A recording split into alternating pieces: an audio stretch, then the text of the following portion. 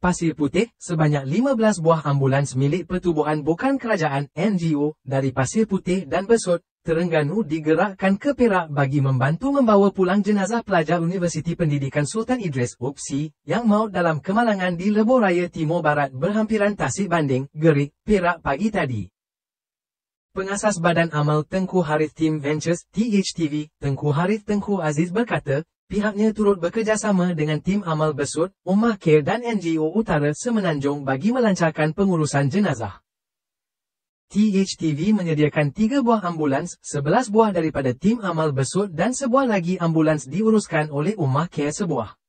Kami semua berkumpul di Masjid Hadhari, Jertih sebelum bergerak secara konvoi ke Gerik dan Ipoh bagi menyelaraskan pengurusan jenazah bersama NGO dari negeri utara.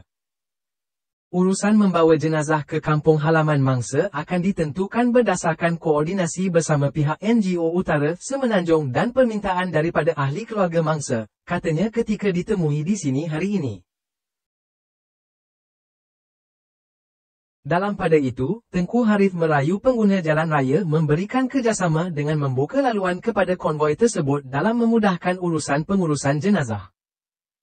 Kami turut membawa kelengkapan lengkap penyempurnaan jenazah seperti kain kafan dan keperluan lain bagi mempercepatkan urusan pengebumian sebaik selesai proses bedah siasat, ujarnya.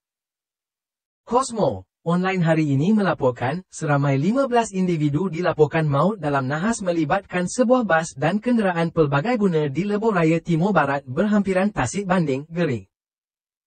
Siasatan awal polis mendapati bas persiaran yang terlibat dalam kemalangan hingga mengorbankan 15 pelajar Universiti Pendidikan Sultan Idris merempuh belakang sebuah kereta jenis Pro 2 Alza sebelum hilang kawalan.